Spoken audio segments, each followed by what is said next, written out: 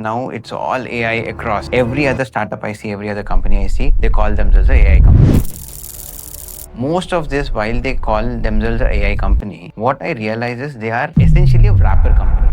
Since ChatGPT was launched about 3 years ago and it became kind of mainstream, today can't read anything anywhere without this whole AI thing. Already AI is at 120 from an IQ standpoint. Somebody is working on AI as a solution. What suggestion would you give? So the challenge I think is to find the real problems. Think about nice to have and must have. What are the top incubators within India? Obviously IIT Madras, IIT Delhi, IIT Bombay, IIM Ahmedabad. What is the ideal slide number one should look at? So 2 decks, one short, one long. When you say long, what could be the length of it? What happens really inside T-Hub and why should somebody look up to T-Hub? So what we are trying to do at T-Hub was to... When T-Hub started back in 2015, there were probably less than half a dozen incubators in Hyderabad. Now you have...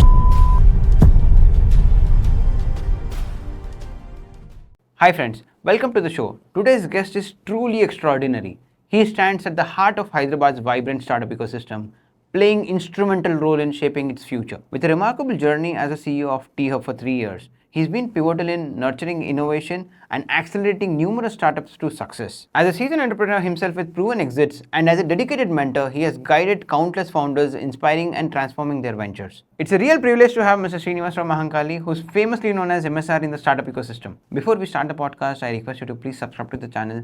This will help us grow the channel and bring better guests and provide you valuable information. Hi sir, welcome to our show, PowerUp with Pradeep. Thank you, Pradeep. Nice to be here. Sir, you've been a CEO of T-Hub, you have started multiple ventures. We wanted to basically extract all your experience and pass on this learning to our viewers.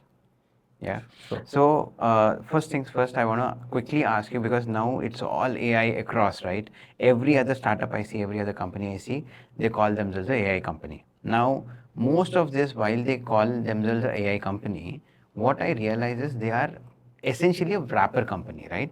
They basically use OpenAI or Gemini or whatever base provider and then they cover it and then say they are offering conversational AI service or whatever, right? Now, I want to understand what's happening. I'm basically scared if the service provider, the base provider, if they themselves launch the same product, what will happen with these guys? What's your take on this?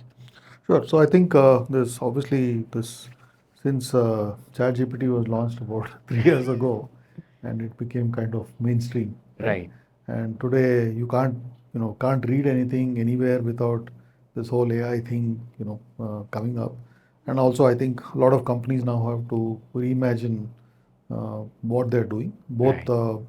providers and users. Yeah. How banking, for example, will be disrupted, how consulting will be disrupted, how marketing will be disrupted, and so Yeah. on, right? Yeah. So obviously everyone is, I think there is to some extent, there is some people seem to position this as the ultimate panacea for everything.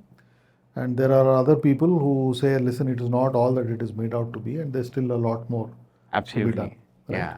I mean, I think yesterday or something I was reading somewhere that, I was reading this chap called Shankar Sharma, he runs a well-known investor and Right. stockbroking, Yeah. whatever. Yeah. So he said already AI is at 120 from an IQ standpoint. Oh. Right? And it's just a question of maybe a few months Right. before, short term, that it will get to 140. And I guess we all know that 140 is Mensa level, whatever, right? So we'll see what happens. But coming back to your question, Yeah. I think see some lot of people have done using whatever bubble.io or something, Right. built some kind of wrappers and whatever. I think those will become very quickly get found out. Right. Okay, what I mean is that the providers themselves, right? So let's say you build something on top of Claude or ChatGPT Right. or whatever. Those guys themselves are enhancing what they're doing. Right? Absolutely. So they'll get caught out fairly quickly. Okay. On the other hand, I think wherever, first of all, you execute well and there are certain marketplace dynamics. So, for example, two examples I can think of which have been able to really do something meaningful. Right. Right. One is, I think, photo AI, for Okay. example, and the other one would be PDF AI. These two, Okay. right? Two I can think of top of my head. I think they have done some really interesting work. Okay. They've used the base models, but they've brought their own unique, perspective to it, Right. and it's not something which somebody else can do very quickly. Got Replicate that. what they're doing, right? Right. So defensibility, real value add, adding real functionality, Right. which is hard for you to replicate quickly, is the way to go, right? So Get I that. think you will find some fluff which will get wiped out, but there will be a few guys who will really, Stay back. stay back, crack the code, and do well, right? Because the reason I was asking this was I saw this with Jasper AI, especially when it first came in. Obviously, ChatGPT was behind it, but then we were using that for copywriting, content, etc. And within no time, ChatGPT came out, and this guy's revenues just Collapsed. yeah. Yeah, no, so I can see that happening, and you're already, I think just in the last 1 or 2 weeks, 4 or 5, I think one of the things you'll find, I think, which is the interesting thing, I think the cycle times for companies to get built, new companies to get built, and all will change dramatically. You'll Okay. know, I think this people talk about this philosophy of fail fast, Right. right? Yeah. I think now you'll really see that happening. That you'll know very quickly whether whatever you're building, Right. is it going to become viral? Is it going to, get lots of traction, Yeah. or it's going to collapse very quickly because there are, people with deeper pockets, more know-how, etc. building, and if you're not particularly either well-resourced capital-wise or technically, Right. you will get found out quickly.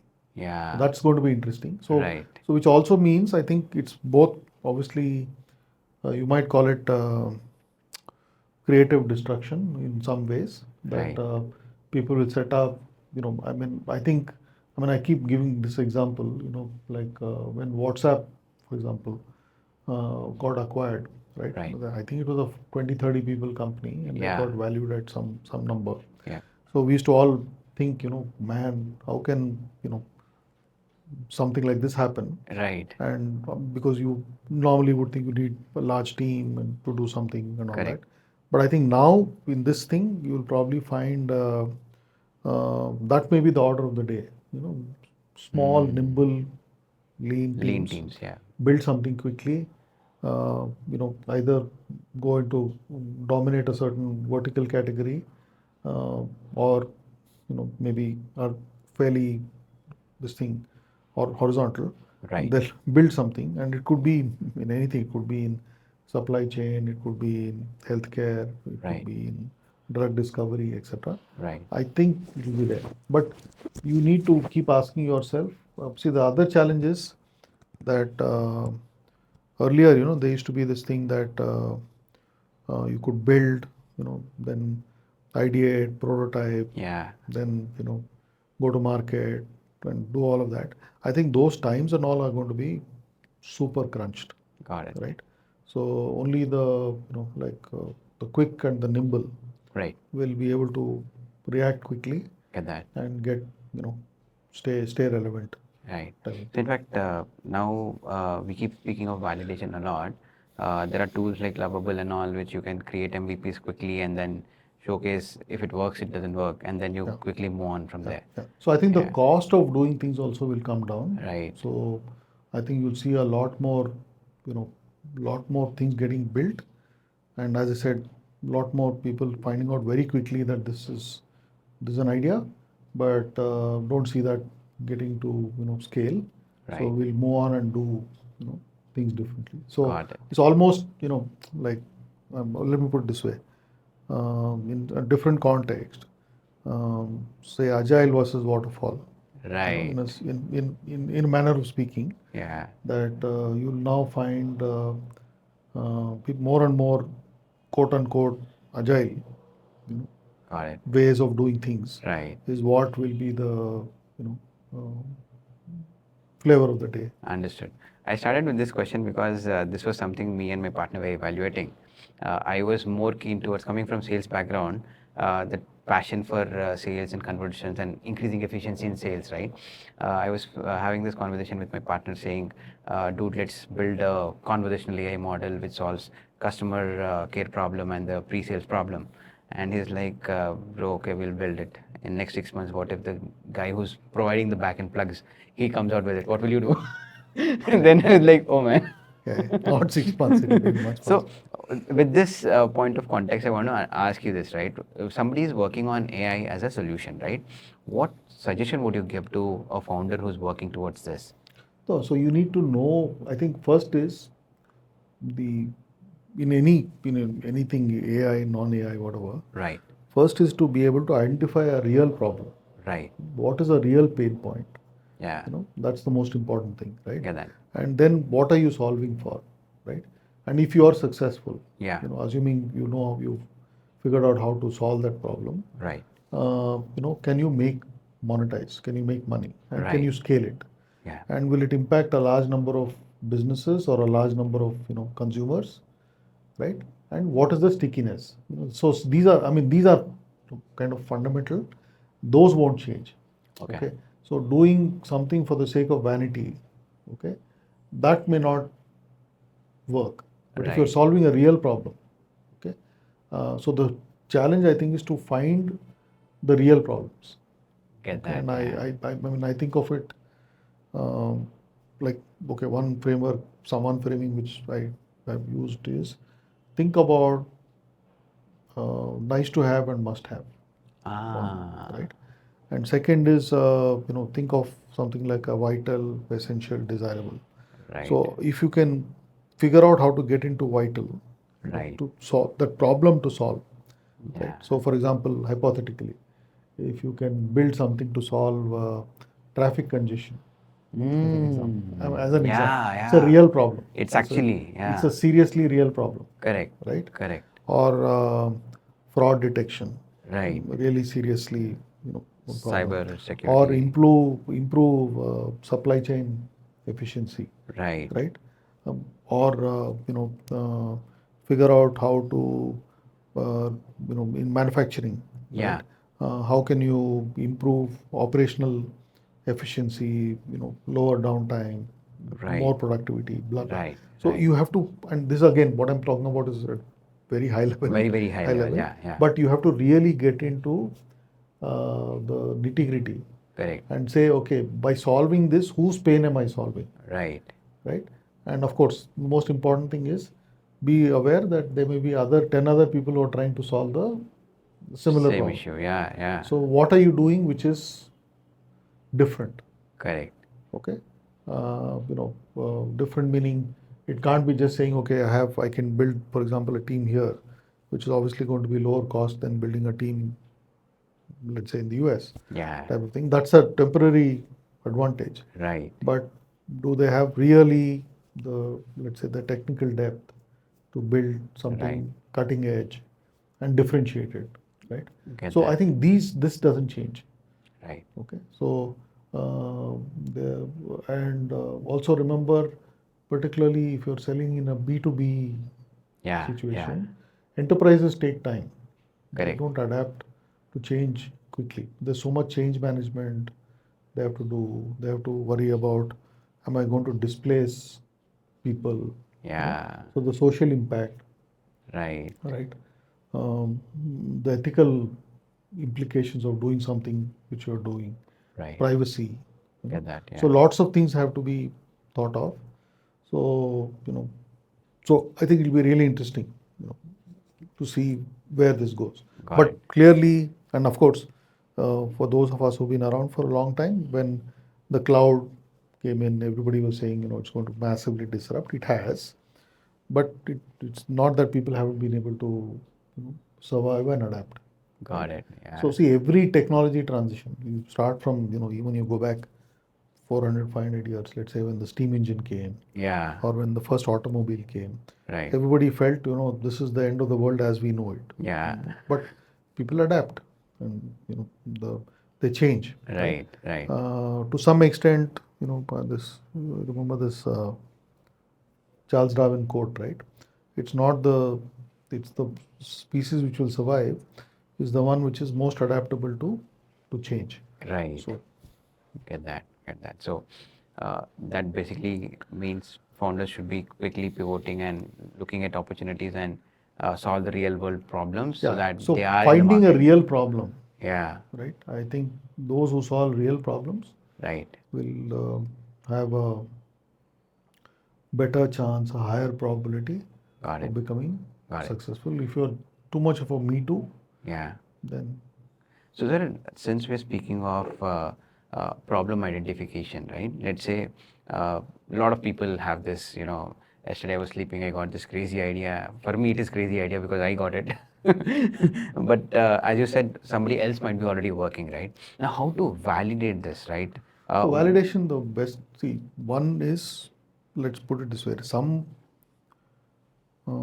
there's no perfect answer for this. Sure. Some of it, I think some of the, some of it will come from visceral experience. What I mean by that is something you have experienced yourself. Right. So you have felt a pain, Yeah. okay, and Yeah. which you have experienced yourself. Right. Right. So, for example, I was talking to a founder the other day Okay. who's built India's largest private ambulance service. Okay. Yeah. right? Yeah. Red Health. Red Health. literally- Yeah. Literally close by. Right.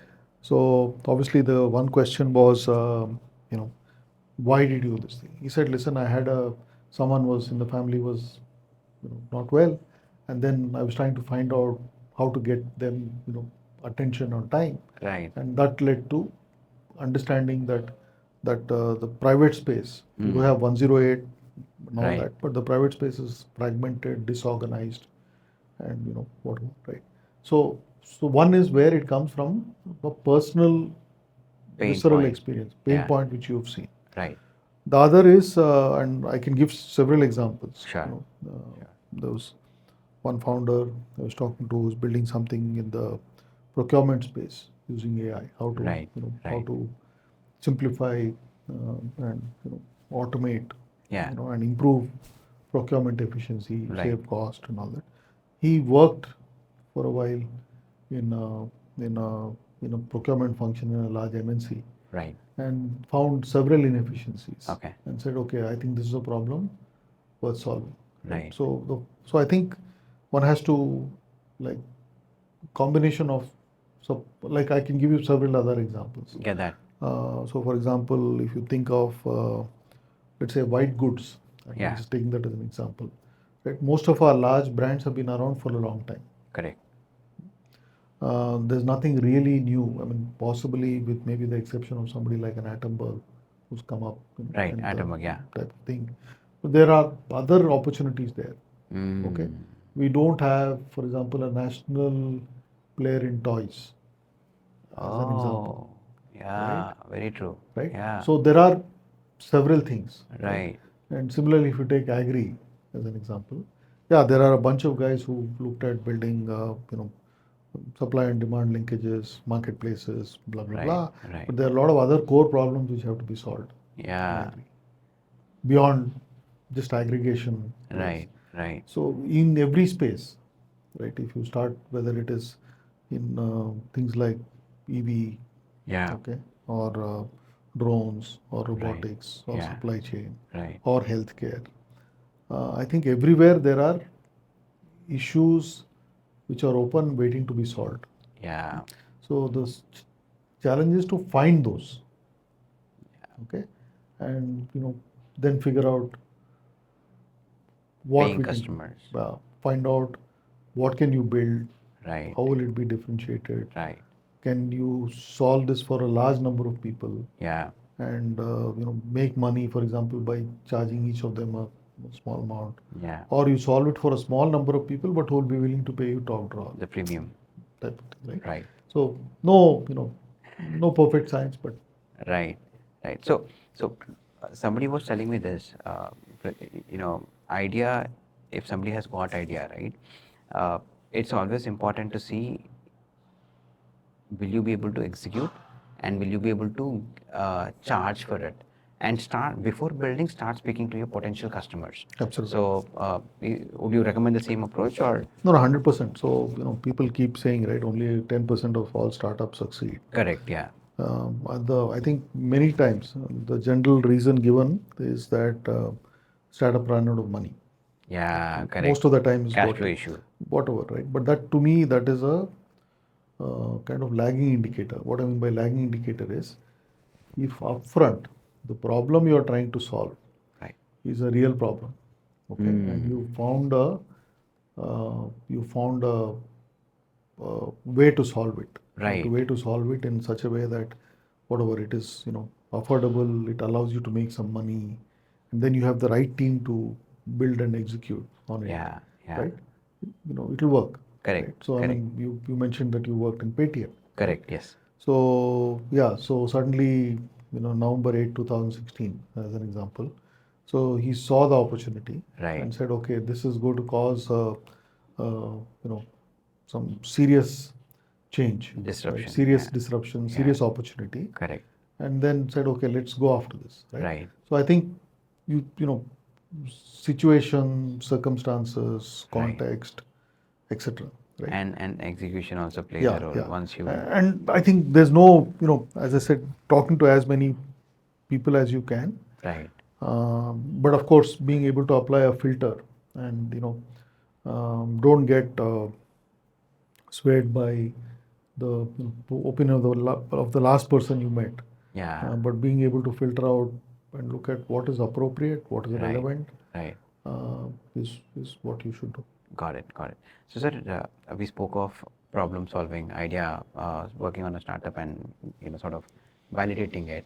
I want to come to the fundraising part, and especially within fundraising part, every one of us, including me, I also just started my own journey.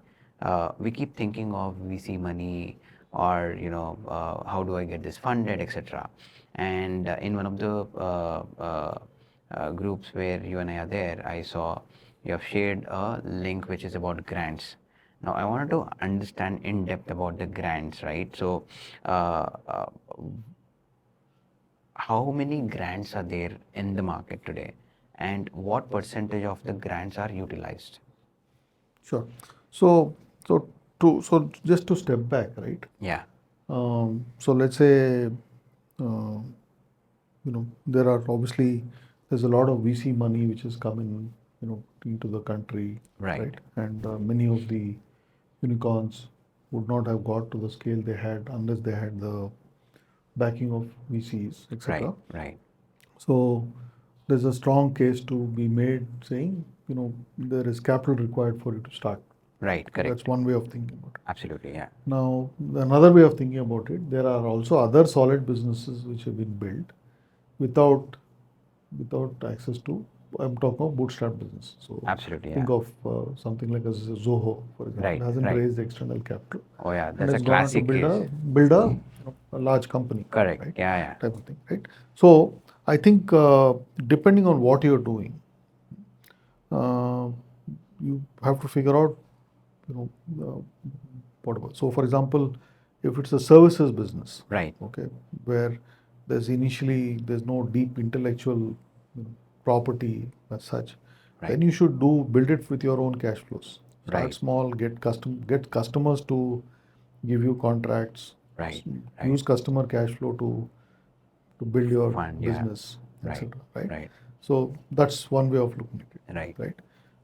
The other question which I think you were asking was in terms of grants. Right. Now there are a lot of grants. Right. In fact, Pradeep, I think there's a document. Yeah. which We'll also use shared. that. Yeah. Can we have the laptop on it? So I think Pradeep, I've shared with you a document. Yes, sir. You can I'll share with you this thing. Sure. So there are in different sectors. So for example, in agri, right, there are similarly veterinary, animal husbandry, healthcare, Right. biotech, edutech, then obviously waste and circularity, Right. whole thing. Then AI, Right. IoT, robotics, green energy, clean energy, Sure. whatever, Yeah. transportation, Right. right? Then you also have some centrally funded, for example, Startup India Seed Fund. Yeah. Then Mighty runs a set of programs. Right. Then Defense May you have the IDEX program. Then several ministries now run programs where they give out grants. Right. There's a process. You have to sign up, go through the process, pitch. It's like regular pitch. Right. Some of it may be a combination of grants which are non-dilutive in Right. nature, and some of it may be equity. Right. Usually through a convertible kind of instrument. Okay. Right? So they are available. Unfortunately, there's no one single place where you have access to all the information about all the grants available. For example, in Okay. telecom, cybersecurity.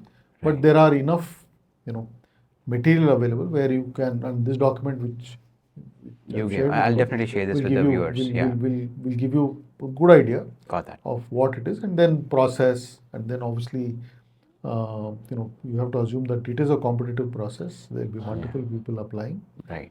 You have to be able to demonstrate the strength and power of your idea. Right. In some cases, they'll also want to see what execution have you done beyond Right. the idea stage, traction, revenue, customers, team, Yeah. all of those.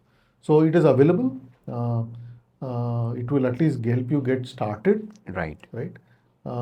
But maybe in most cases, the grant itself may not be enough to build a very large. It's not like equity where you can raise, a large pool of money Yeah. type of thing. But it's available, and Got it's it. getting better and better. Right. And then the government is also talking about deep tech and putting together something. So I think opportunities are there. Defense, that. construction, then states, Right. state running programs. Right. So it's there. Perfect, sir. Yeah. So we can share this document with Yeah, our sure. viewers Sure. as a link. Sure. Perfect. Yeah. So, sir, we spoke of grants, and there are enough and more grants out there in the market. Now, let's say a founder is wanting to apply for a grant. Is this similar to how a founder pitches to VC, or the process is slightly different? So in some ways it is similar. Okay. Meaning, obviously you have to put out a proposal or a note, or they call for applications. You apply. They will vet the idea. They look at why are you, for example, what is the nature of the problem? Then why are you uniquely positioned Right. to solve that problem? What Yeah. traction have you built? Right. What stage of readiness are you?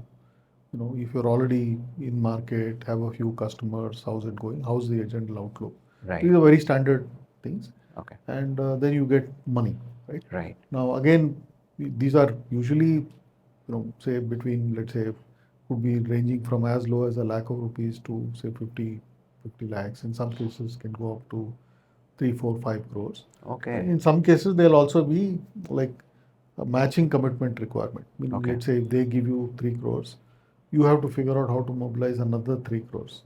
Right? Okay. From somebody else. Got right? that. Okay. So those are also options which are available. So there's no, in general, again, goes back to the same fundamentals: problem and solution. So it's like this. It's a need based. Yeah. And also funding. remember, for example, when let's say you're applying under Startup India seed fund, and Right. you apply through incubator. Right. Most of them will have an investment committee. They will vet the idea. You Okay. go through a couple of rounds of conversations before they say, okay, makes sense, and we can write you a thing, right? Right. And of course, the second part, whether like suppose you don't perform.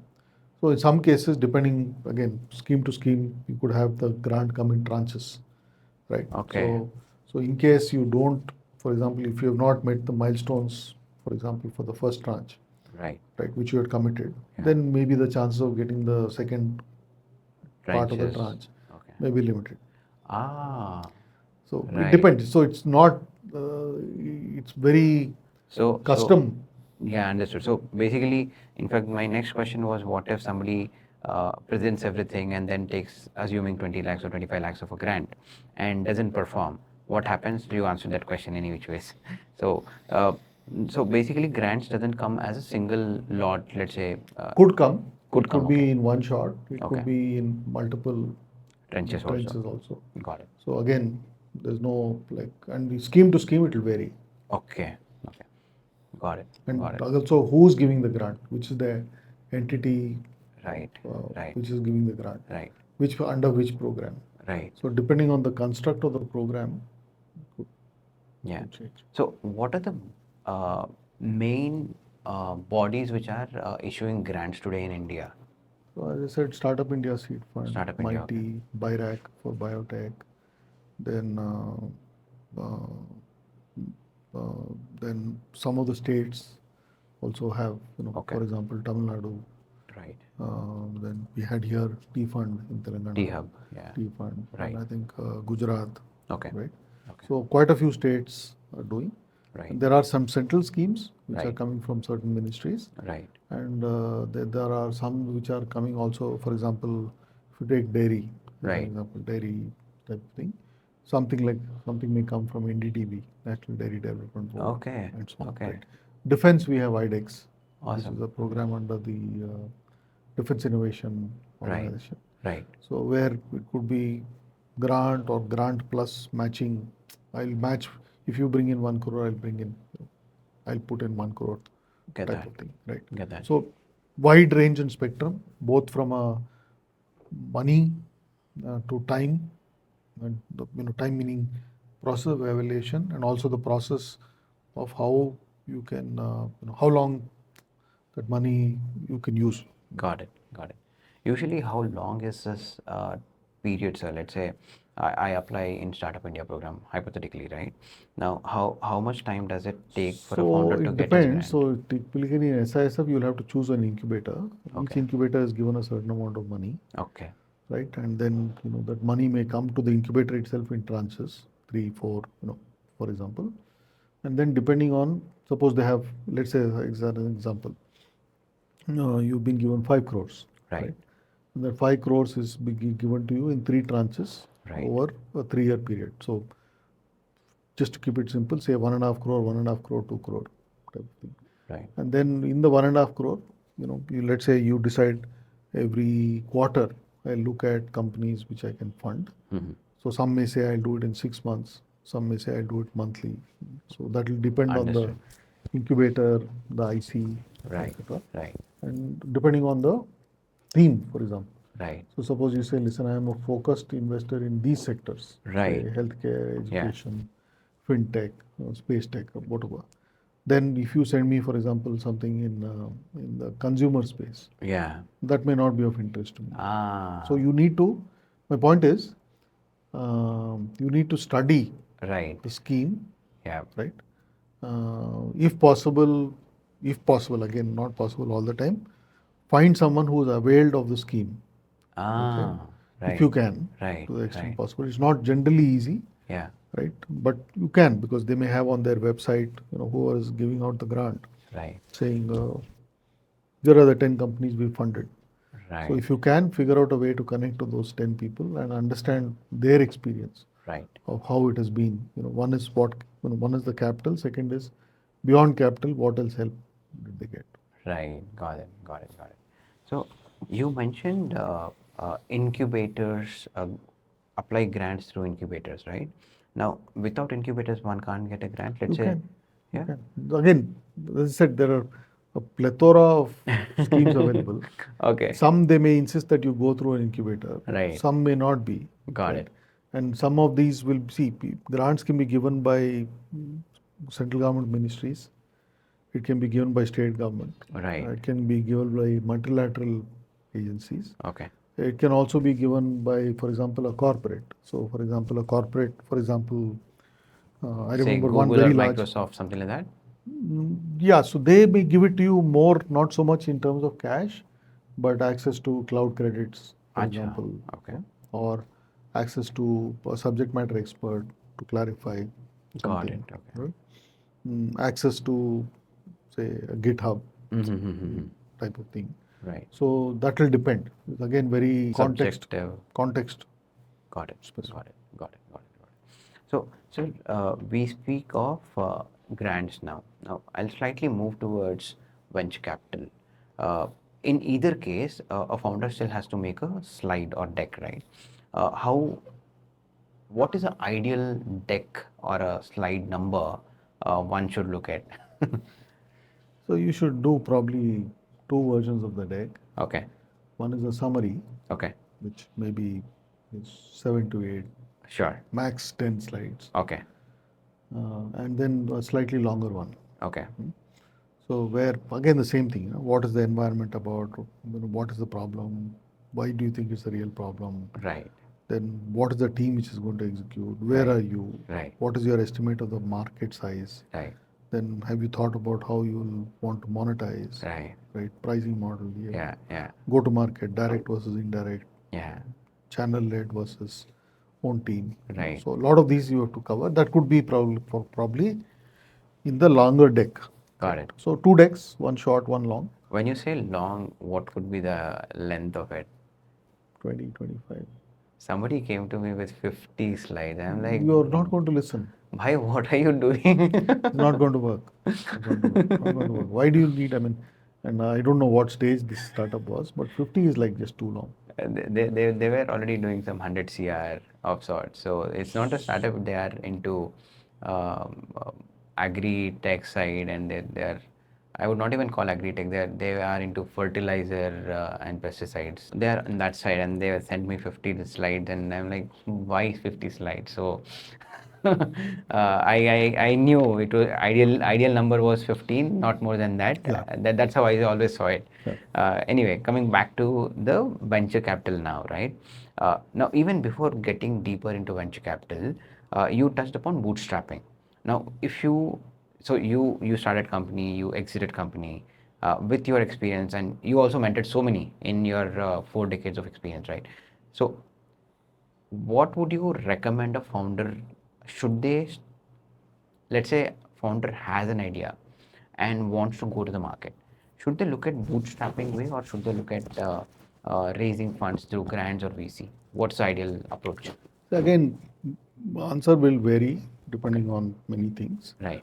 So to some extent, if you've been a founder with, with let's say some pedigree, what I mean pedigree is you built something in the past which Right. was reasonably successful, you had some exit, Yeah. etc. That is one way of looking at it. But Yeah. if you are absolutely raw, Right. right, and you come up with some idea, right, So yeah. then generally people want to say, okay, good idea, I listen to you, makes sense, seems interesting, but also you may get feedback that listen, very crowded, we don't see how you can build something. You can build something, but it will never going to become a very large business. It's not Right. going to scale and blah blah.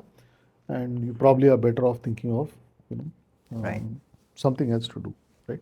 So it will depend. Yeah. To So be honest. my question was coming more from a standpoint of, see, somebody started, exited, has some money, so they don't really need external help. So Probably again, depending, mentorship. like I said, I think I said this earlier. For Huh. example, if it is services, if you're building a entity which is services focused, Right. and not so much product or platform Yeah. based, services generally speaking, you should try and bootstrap.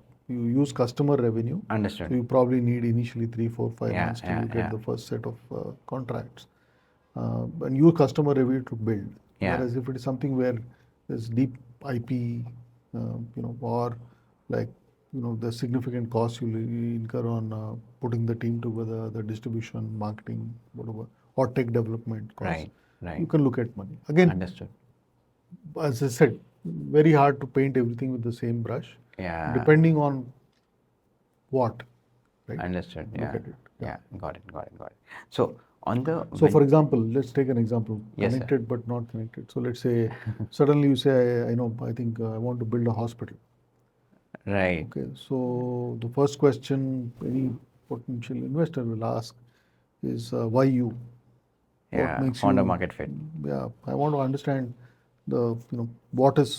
what do you bring to the table? Right. Which makes you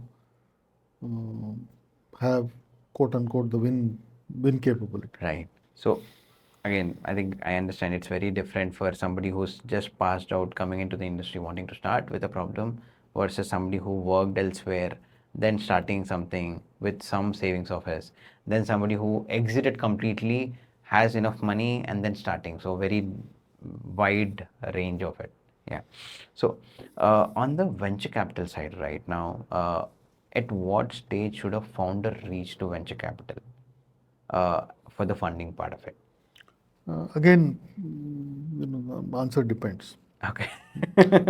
Seriously, I know sounds like a classic response. Depends. Yeah. So, for example, initially, let's say you start with your own savings, friends and family Right. putting Yeah. in Yeah. money, Yeah. type of thing. And there are some funds which do very early stage, Mm-hmm. which will write a small check.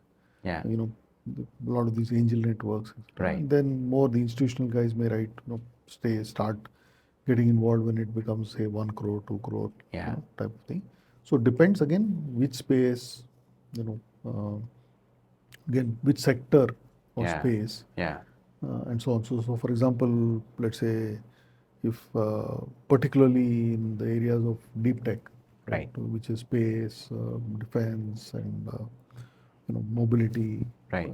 semiconductor, Right. or whatever, there without initial capital, sometimes it's hard. Yeah. Correct. Correct. Whereas in some other businesses, may not be, you can probably start bootstrapped for some time, Yeah. right? Use your own money, or friends and family has supported you. Right. उसके बाद you can. Understood. Understood. Understood. So, from a founder's standpoint, on the execution side, right? Let's say I have a problem which is solved, and I have already served certain customers. Basically, I'm revenue generating and I can sustain like this. Now, should I operate this way versus should I quickly raise money, scale it fast, go to different markets, and then then start thinking of profit making? Because in my experience, I've worked with hypergrowth companies throughout my tenure, mostly startups. I've started joined them at 0 or 1 stage and then grew along with them. And all these companies that I worked with, I've seen fundraised, product was validated, there's traction, customers coming in, fundraised, quickly scaled to multiple geographies. Now, is this approach better? So the question essentially is growth versus profit. Profitable. Yeah, I mean, I put it this way. You need both. Okay, so if you decide you want to run a business as a lifestyle business, meaning you grow slowly, 5%, 10% year on year, and not very ambitious, whatever, right? That's one way of doing it. There are several businesses which thrive, type of thing, and the other is this business which want to grow, and whatever, world domination, India domination, whatever type of thing, which will require pools of capital to be able to scale up, put your teams in place, or in some cases, you need money for tech, to build that deep tech type of thing. So again, no one size fits all, Right. but depends on the so many factors, type of thing. In some types of businesses, it's always good to say, listen, I've moved beyond the idea stage, I've got to a prototype stage, or better still, I already have a few customer engagements signed up, small in revenue, but nice big logos. So where once I get in, I can expand what I'm doing, type, and that customer can also become a referenceable customer, so I can talk to his or her peers in the industry. So again, like, depends. So a lot of subjectivity across. Okay, okay. So, sir, we keep hearing, so I understand a founder should be going to respective category based. Let's say I'm working on deep tech, I go to somebody who's already funded deep tech startups. I am working on manufacturing, then I go to somebody who's already invested in manufacturing, right? So I get that difference, right?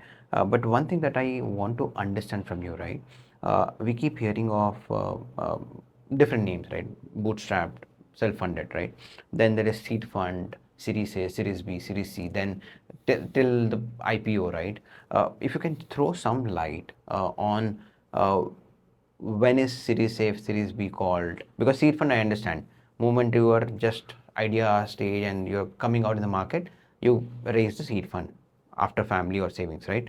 Now, from there, I want to understand the journey of a company. And then I think I'm asking the right person because you've seen this. Sure. So again, it will context dependent to some extent. Right. So typically, Let's take an example, sir. And so then, if you take a Series A, yeah, so Series A, for example, I'll take one example. Let's Sure. say there's a company which has built some tech from a HR standpoint, right? Automating the HR operations in a company. sure. So recruitment, onboarding, employee engagement, performance management, learning and development, Right, etc. right, Now, typically, Series A, again, Series A, the again, accepted definitions, if you will, right. are when you are raising, let's say, somewhere between 5 to 10 billion. Okay. Okay. Now, that would probably be, for example, in India, that would be a Series A. Yeah. But if you go to the US, that could be even seen as a pre-seed. Oh. Because the nature of markets Understood. are Yeah, different, yeah, yeah, right? yeah. It's much bigger market, Yeah, smaller because market, cost of living, cost of whatever, other everything, aspects right? of it. So Yeah. this thing. So in India, it would be typically 5 to 10 Okay. thing, and again, depending on the type of business, right? So, for example, if you take deep tech, at a 5 to 10 million valuation, okay, chances are you may not still be revenue generating. You may not be. You could be, but in many cases you are not likely to be. Right. But you have achieved significant milestones in the product dev category. Got that. You've Okay. got some working prototype. You've been able to talk to a few customers. They've said, okay, we'll do a pilot. May or may not have given you a firm contract. etc. Understood. It will vary. Right. Type of thing. Whereas if it is more, conventional type, let's say SaaS type Yeah. of thing, then if you get to about $1 million ARR, annual run rate, again would vary. Yeah, Exceptions yeah, will always yeah, be yeah, there yeah. to the rule. Then potentially you are up for a Series A, Series B. Okay. funding. Okay. So, sir, on Series A, I got the point. I want to understand Series B, Series C, till IPO. If you can just take some example and give us. Yeah, so typically Series B will be when you already have product market fit, Right. growing customer base, and you're typically now looking to expand, right? Yeah. Sometimes you may also look at doing it for acquisition, to strengthen what you're Right. doing, Right. get into adjacent areas, Right. etc. And then the rest of it is really once you get to, so Series A is when, quote unquote, you kind of arrived to some Yeah. extent. Series B is like saying, okay, you're kind of here, type Right. of thing. And then, it's really more about expansion. Can you become a, category leader? Right. Then Series A is also, building the team, geography, expansion. Right.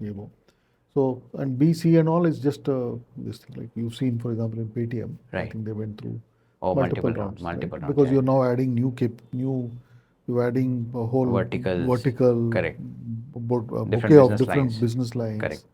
right? Expanding into different geographies. Yeah, yeah, yeah. So that's where it comes in. Right. So, sir, I want to understand cases where startups have raised fund and they fail to monetize. What happens in this case?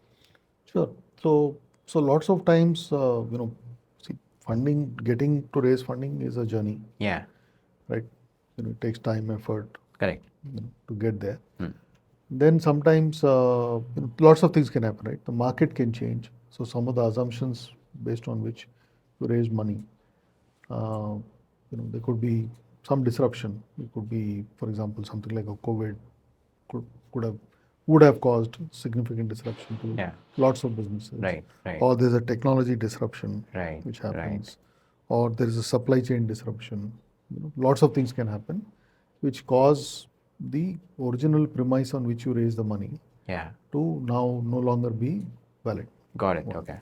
Second is you have a strong competitor who suddenly come in, Yeah. right, and is able to kind of outmuscle you in something. Right. Maybe a late entrant, but they've got thing and they can kind of Kick move you out out. and Yeah. kick you out. Yeah. Also, sometimes like it happens sometimes that you raise money, you probably maybe either overestimated or underestimated the the time, effort, and money required. Maybe Right. you took money, Yeah. but you didn't take enough. Right. Okay, sometimes, or you took too much money, and then you are under pressure to spend that money because you took that money, and because of which you may be doing things in a rush, right? Because I want to, let's say I want to now, I've raised 5 million, 10 million. I want to do another, whatever, 10, 20 in the next 1 year, whatever. Right. And then you say, okay, let me spend. Okay. Because when you go to an investor, he'll say, okay, you already have few million in the bank. Right. You have a runway, you're close to being EBITDA positive, whatever. Right. Why do you Right. need money? Yeah. Right? Yeah. So a lot of things at play. Right. Right? I And execution, more than anything else, is sometimes, suppose the execution doesn't happen. Okay? Right. Suppose you say, listen, here are the 4 things I'm raising the money for. Right. Product development, market expansion, building a team, Yeah. etc. And some things don't happen according to plan. Right. So let's say, for example, you say, listen, I'm going to build a team in the US for a sales front end. You hire people, it doesn't work out. Right. Then, you spend money. Then now you have to, put some more people and money and all of that. Right. So that can cause things to go wrong. So, as I said, would be either a strategy, market dynamics, or execution. Got All that. of which Got that. can sometimes go wrong. Right. In fact, this is a very interesting point. You raise too much of money, and this discussion happens very less, I think, in the Yeah. ecosystem. I, in my experience, I've seen, at least I remember of housing.com doing that. They spent on advertising super crazily. Every other site there was a hoarding of housing.com, and within no time there was a stage where people started speaking, it's going to get shut down, CEOs removed, all of that whole thing happened. There are, of course, other governance issues and all that in that company. Oh, yeah. So, scaling fast also has a lot of issues, right? So, like, the recent example, one other example that I think of is Byju's. They scaled so much and they had a lot of wrong sales practices. What do you think happened there? Yeah, so combination of things. Some growth always comes at a cost, Right. right? So I think one of the challenges as you're building, how to grow and grow sustainably. Yeah. Right. Yeah. And grow sustainably, meaning where avoid risk of burnout, whatever, Right. and then make sure you manage capital, Right. Yeah. frugally, Right. and ensure that you have the right allocation of priorities, Right. etc. Right. And then of course governance, right? Right. Sometimes it happens many times, particularly when somebody raises money, and one of the reasons they raise money is, for example, to do an acquisition. Yeah. Okay. Yeah. To say that the acquisition will help them get a footprint or access to a certain market Or a product. or whatever. Yeah. Right. And the integration doesn't work well. Right. And Because acquisition doesn't go through. go through well. Yeah. Or goes through but doesn't go through well because the key people have left. Okay. Ah. Or there's a culture mismatch. Right. Or many things can happen. Right. Or what we were told, that shiny object is not what it is. A lot of things happen, right? Right. So, like everything else, that can cause delays and Right. cause rollback, uh, change in plan. Got it. Yeah. In fact, again, I don't know if I should take names or not, but Physics Wala is now in the path, is what people are discussing out in the market. Yeah. So see, EdTech I think has been very complex space because Right. I think this, of this perennial online versus offline Right. hybrid. Yeah. You know, Started how with do you some do 3,000, make sure that you 6,000. don't dilute quality? Then also you say, okay, then somebody starts somewhere and then say, okay, no, I'm only addressing a small portion of the market. Let me expand Right. and do things which is not necessarily, let's say their core capability or competence. Right. So lots of things can happen. On the flip side, again taking the same example, on the flip side, people say that when you are bootstrapped solo or a couple of partners, whatever, right? as long as things are good, when external body is not there as a investor, you are doing good. Moment investor comes in, that additional extra pressure comes in, saying you have shown me these milestones and where are we on that? In that process, do founders get trapped and start doing See, that's mistakes? really first is when you remember, Yeah, when you raise money, right, uh, particularly from institutional investors, right, the institutional investors have a fiduciary responsibility. They okay, are managing, maybe some of them have put in some of their own money, yeah, but a lot of the money they have drawn is from other people. So they correct, are yeah, managing other people's money. right, And they have obviously committed to the other people that, listen, this is what we expect, some whatever, some some percentage of not growth or, guaranteed return, but huh, we'll demonstrate we can generate something which is better than the public markets, for right, example, right, or better than putting the money in, let's say, some real estate, gold, or right, whatever. right, right, Depend, right. each fund, each investor will Yeah, have a yeah, thesis which yeah. they sell to In fact, their Vivek investors. Oberoi recently made a lot of money out of his acting career, and he is one of those richest celebrities there. People, yeah. So fundamentally, the and finally, let's say when you are raising money, you Yeah, present a business plan, and right. that plan gets discussed and agreed on. Yeah, And suppose you said, listen, I can scale this business from, say, from zero to, say, 10 crores in 2 years, as an example. yeah. You have to deliver. Hmm. Okay. If you've agreed, you put on paper Right. saying I'll do 10, right? And obviously there may have been some amount of hope, Yeah, right? Some of it is cold reality, some of it is based on hope. yeah. But if you say I'll do 10, Right, for example, and you'll end up doing half or you do one, right, then obviously there's a mismatch. And then obviously there's pressure, right. right? So it is really up to you, Yeah, okay, to this thing. And any, see, investors are also smart people, correct. right? They also understand.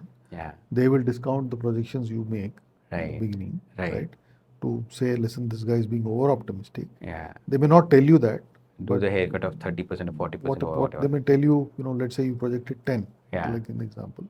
They think if you do 5, you're good, okay, Haircut of 50%. on that. But then you have to manage, you have to manage your expenses accordingly. You have to Right, make sure you still have runway right. to this thing. So sometimes what happens is this people go through this thing where you spend ahead of revenue in the hope that, Yeah, listen, at some point revenue will catch up. right, But hota hai yaar, you can't do. See, unfortunately, not everything goes to plan. No, right, sometimes things go to plan, sometimes things don't go to plan. right. A lot of things can go Yeah, which you are not necessarily in your control. And sometimes you can take strategic missteps or right, make some choices which, with the benefit of hindsight, are not so wise. right. Hota hai. In fact, I was speaking to one of the seniors here from the same market. You might be knowing, I'll not take the name. One of the founder who's commonly known to both of us, we were discussing, and he was like, you see, about you heard about this guy, he raised this fund. And today he keeps cribbing, saying, why did I even raise fund? It's now feeling like I'm working for these guys, not for my Yeah, idea or my startup. sometimes happens. So it's a question of what expectations you gave. If you Right. set unreal expectations, Yeah. then obviously at some point they may come back to bite you. Right. See, remember that in general, the good investors will want you to be successful. Right. Okay, Yeah. these conversations become difficult when you're not doing well. Oh, yeah. You're not doing what you said you'll do, Right. or you're trying very hard, things are not working, or it could be they see that you're not putting effort. You know, type of thing. In most cases, if you're trying very hard, and sometimes there are situations in the market, something happens because Right. of which things don't happen, Yeah. there's some appreciation. And Right. then what people would want to see is, okay, things go wrong. What Yeah. are you doing to fix them? Hmm. And how can we work together to to turn things In a around? positive manner. Yeah. Yeah. Yeah. Yeah. Very, very fair. So, sir, I want to take a slight step back, and this is something that I've been wanting to ask, and I'm holding it. So, one of the recent statements which Mr. Piyush Goyal made, right, on Indian startups, that no much of innovation, we are creating delivery jobs, what are we doing with the Indian youth, all of that, right? So, what's your take on this? Was he right, wrong? I'm not, I think it'll be beyond my this thing to comment on what he said. I read what he said. Right, See, some part, yes. I mean, there. See, again, while obviously the names which resonate, which people know, are, let's say, a lot of the aggregation companies, whether right, it be a Swiggy, Zomato, or some quick commerce right, type of thing. right, But in their own way, they have created jobs. right, They have helped raise significant amounts of capital. A lot of it has come from outside India. Blah blah right. blah. Yeah, So that's one side. Okay. Now on the other side, there is innovation happening, and see, unfortunately, what happens is innovation is generally tend to be linked to only product. Okay, so saying you build the next, you build the next EV, or you build the next drone, or you right. build the next semiconductor AI. chip. And all. Yeah, That is yeah, happening. yeah. May not be at the pace which we would like. What I mean by that is, today, out of the 170,000 plus startups, there are at least 6 to 7,000 deep tech startups today, Wow, right, wow. which are working in a diverse range of areas. So it could be green hydrogen, it could be battery technology, it could be uh, autonomous vehicles, it could Right. be in terms of drones, it A lot could of be work happening on defense, it could be in robotics, etc. sustainability also. A lot of Sustainability, work a lot of happening. things are Yeah, yeah, happening, yeah. right? Now, some of them may not be in they're all working silently behind the scenes and whatever. Right, right. So the consumer side, India is a large consumer. We have 1.4 billion people. So for anything which is consumer led, will obviously get a lot more visibility and mileage, Right, right? right. Food, or Yeah, quick commerce, or right, whatever. Right? right. But it's not to say that there's not enough happening. I think it is happening. If you compare it with, say, 5 years ago, a lot of progress has happened. Got it, Right? got it. Are we there yet? Not. No. There's more to do. Got it. Yeah, Okay, and yeah. particularly if you compare with, let's say, the US or China, are we there yet? No. Okay, Okay. Are we making progress? Definitely yes. Are we doing it fast enough? Maybe, maybe not. okay. Get your point. Yeah, yeah. So, sir, I think you gave me very small time, so we are very close to our ending.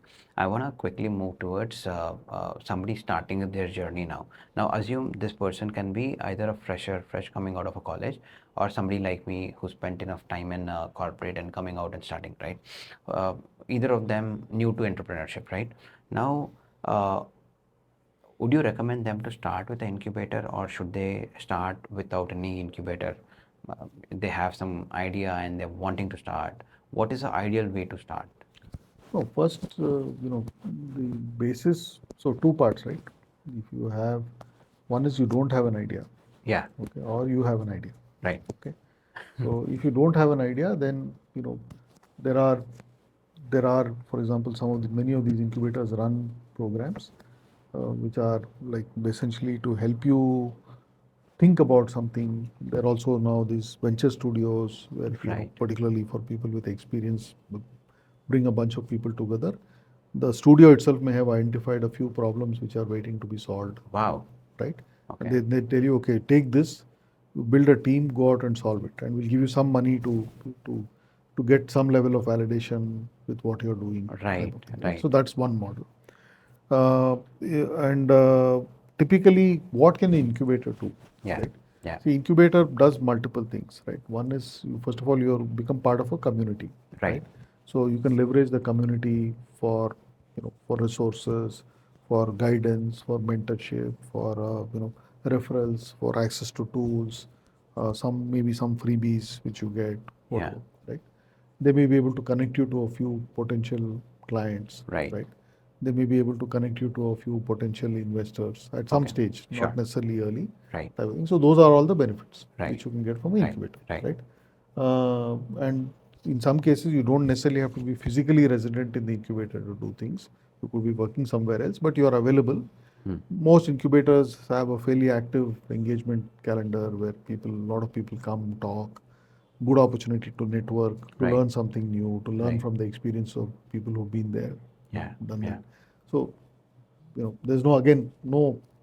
I rarely give absolute answers. Right? Yeah. If you notice by now, because everything is so situation and context dependent, Got that. right? Yeah. Yeah. Depending on, for example, if you're doing something in, let's say, if you're trying to do something in space, Yeah. there are not many active incubators in the space area. Oh. For example, I'm just giving that Right. Right. as an example, right? So then maybe there are obviously people who've been there in that space, and usually for someone to do in that space is someone who has worked extensively in that space. Get that. But Yeah. somebody who's absolutely raw and says, "Listen, I want to do this. I want to become the next Elon Musk." Hard, Right. very hard. Right. Okay. Okay. So you spoke of the studios for people like me who come with experience, right? Can you name a couple of them? So Antler, Antler. Okay. and in Hyderabad we have Biome. Okay. They work out of T Hub. Awesome. Awesome. Awesome. You've been CEO of T Hub, and you also were part of IIIT Hyderabad. Was it same earlier at that time, or how is it? So we were when I moved into the CEO role in October 21, Okay.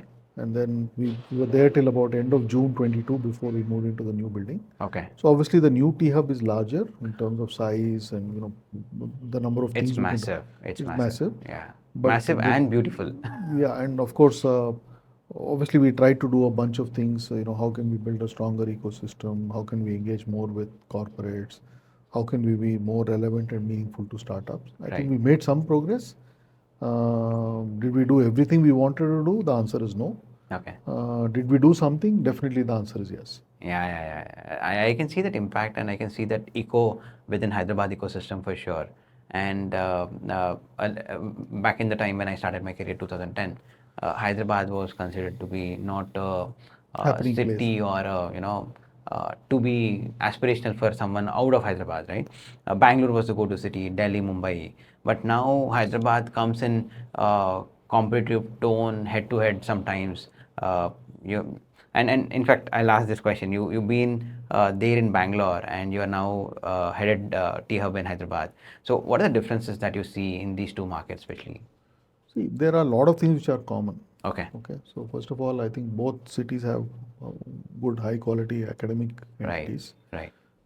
large pool of talented people working there, large number of industry, large number of companies. So, for example, you have lots of GCCs in Bangalore, lots of GCCs here. Bangalore had a little bit of a head start because some of the larger Indian IT service companies originated from there, say a Wipro, TCS, whatever, back in the 80s. Right. And they've had waves of entrepreneurs coming out. Right. Hyderabad got onto that a little late. Yeah. Hyderabad was more strong in areas like pharma, right? Hyderabad also had a strong PSU-led defense and all of that. Yeah. But it's changing. Right. Right. And I think we shouldn't be really thinking about Bangalore as competition. After all, we are all part of the same, Ecosystem. Yeah. ecosystem, part of India and all of that. Right. But really look at seeing how we can collaborate. Right. We'll have some friendly competition, Yeah. but how can we, learn from them, and what is it that they can learn from us? So, Get for that. example, obviously, it's fair to say, and I'm not saying anything controversial by saying our civic infrastructure is far better. Yeah. Okay, Yeah. compared to Bangalore. I think that Yeah. hands down anybody agrees who have traveled to both the cities. Yeah. Yeah. So there are clearly pluses to both cities, and there are also some drawbacks. Right. So you have more, for example, you have more, let's say, more unicorns, for example, in Bangalore compared to here. Yeah. But again, should the unicorn be the only metric for valuation? That's a big debate. We can talk about that in industry. So so it depends. Right. Right. So, sir, you managed T Hub for good 3 years plus, right? Now, I want to understand what happens really inside T Hub, and why should somebody look up to T Hub? Sure. So what we are trying to do at TIA was to see how we can build an ecosystem. Yeah. So for an entrepreneurship ecosystem, obviously startups have to be the front and center of everything you do.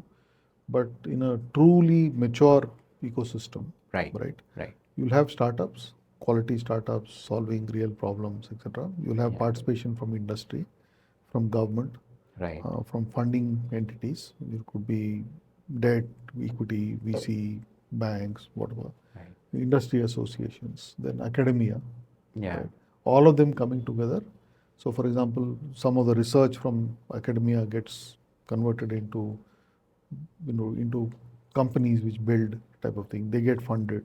Yeah. Then government policy supports them. So it's like a cycle. Everything Right. is interlinked type of thing. I think to some extent we've been able to do. Okay. Is there more to be done? Absolutely. Okay. Have we done everything we can?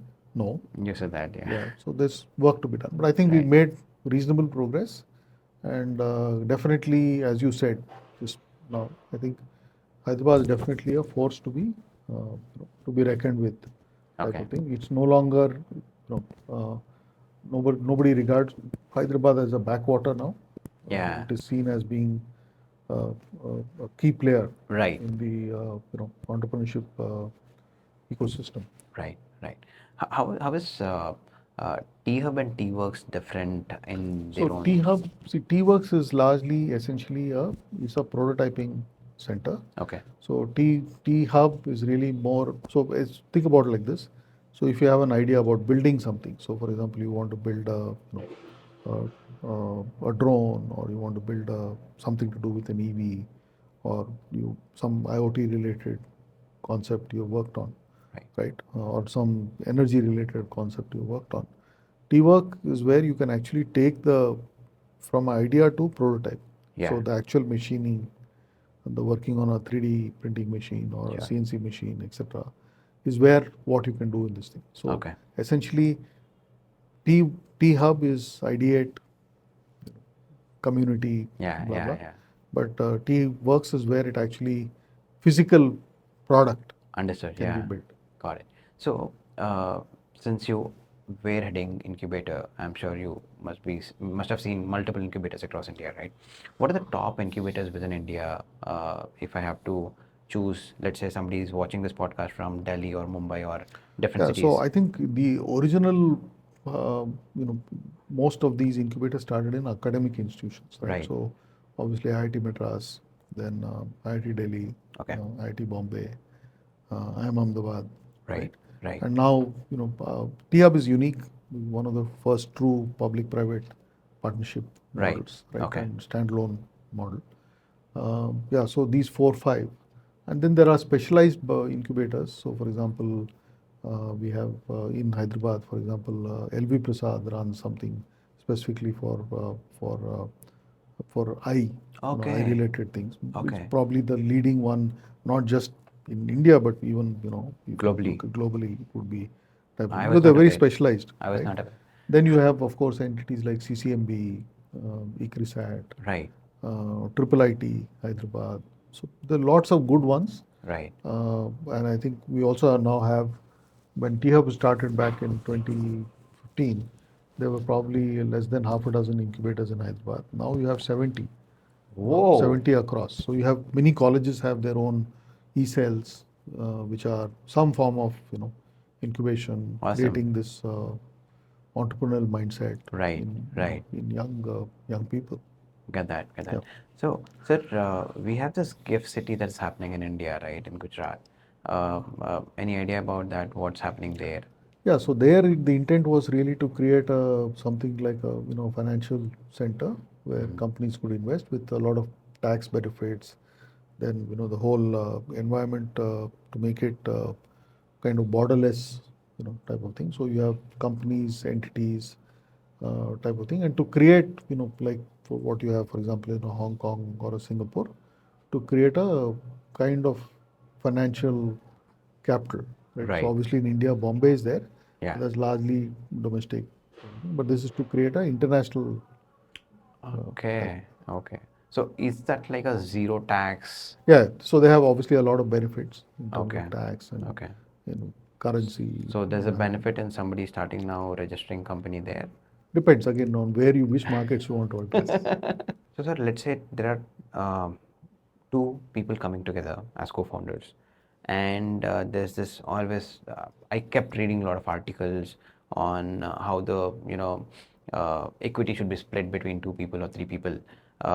Usually, if you have to mentor someone who's coming together and then are looking at the equity split, how should they approach, and what is the typical framework or guideline that you would recommend? So first is when people come together, I think ideally you want the team, let's say two Correct. people, three people, whatever, Yeah. to be people who bring complementary capabilities together. Okay. Right. So what I'm saying is, let's say somebody who's good at, deeply technical, and somebody who can bring business development or finance experience or operating experience. Right. That makes for a good team, a balanced team. Right? Yeah. It's like a thali. Huh. So you need, you need a little bit of this, a little bit of that to make a good thali. Right, So right. even a team, if you think about it like a thali, you need a mix of a lot of things. It can't be all hot or it can't be all sweet. Yeah. Two Two tech founders, not a generally, right rarely complementary. works, right, type of thing. So based on that, and then Okay. you have to have an honest evaluation of who brings, what skills to the table, and then Right. decide the split of equity. So, Right. for example, you started something, you built it to a stage, and then you feel now it's just get too much, and I need to bring more people in. Yeah. Then you need to, you can, depending on what stage you start from zero, or you already bought it up to one stage. Then obviously, as a person who did the hard work of bringing it up from 0 to 1, for example, Right. and you feel at some stage from 1 to 10 you need somebody else to come in, a lot of these things will, will Understand. Yeah. So a rough, percentage split of the skill set. Is there something like that? Is there a formula? Because I keep seeing some people writing some article on LinkedIn or elsewhere. No formulas. No formula. Everything, unfortunately, depends on Subjective. context. For that particular situation, Yeah, for that particular yeah. startup. Okay, got it. So, sir, you have been mentoring a lot of startups, and you've seen some startups grow, become unicorns, some failed, didn't move. What did you really see worked, and what did you see didn't work and they failed? See, I think, one thing in general, right? Whenever someone starts something, I think the most important one key ingredient for to be successful is how passionate you are. Right. That's important. Yeah. Right? And that cannot be quantified. It's not an equation. You can't type of thing. And second, some of the other things, right? The problem, the market, the size of the market, how smart you are, how capable you are of assembling a good team, then how good are you at execution, Yeah. right? And that part. So I think broadly, and sometimes sometimes just being in the right place at the right time. So I mean, you talked about Paytm, right? Right. So Paytm, I think when that thing happened, they really Demonetization. leveraged that opportunity. Demonetization. They leveraged that opportunity and became a brand. Skyrocketed the growth. Overnight, right?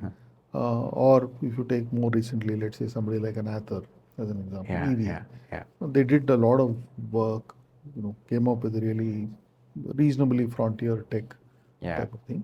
So it really, if there was like somebody had a recipe, right, saying these are the 10 things you should do, then every startup would be successful. Right. But a lot of things go wrong and can go wrong. Yeah. Sometimes a few things go right. Yeah. And even in successful startups, many times they've had to pivot from what they were doing originally, Correct. move to doing something else. Yeah. So again. Got it. So, sir, I know you're currently mentoring a lot of startups. What do you look at? I'm sure a lot of people must be reaching you, but you must be choosing only few. What do you really look at when you decide I will mentor these people? No, so first of all, I guess the personal equation one has. Second is to the extent one can, why is the founder doing this? Yeah. And how passionately committed is he or she to this? Right. Is what I fundamentally look at. Right. And then as you go along, how are they making progress, right? And are they able to connect with customers? Are they able to build a team? And for example, if they've got some, have they changed as people after they raise some money? Okay. What is their value system? Yeah. Right? So are they in this for the short run, or are they really looking at building a business for the long run? Right. right? Right. These are things one, and again, some of it you learn only through dialogue, interaction, and keeping in touch. Understood. Understood. Great, sir. Thanks a lot for coming onto the show. Thank you, Pradeep. It was Good luck. pleasure having you. A lot of things that I honestly wanted to Ask. ask you as a consultant. I got it through the podcast. Thanks for that. Thank you for watching this episode till the end. If you find the video valuable, please hit the like button, share your thoughts in the comment section, and please subscribe to the channel. Also, share this episode with your friends and family who are interested in startup or working on startup.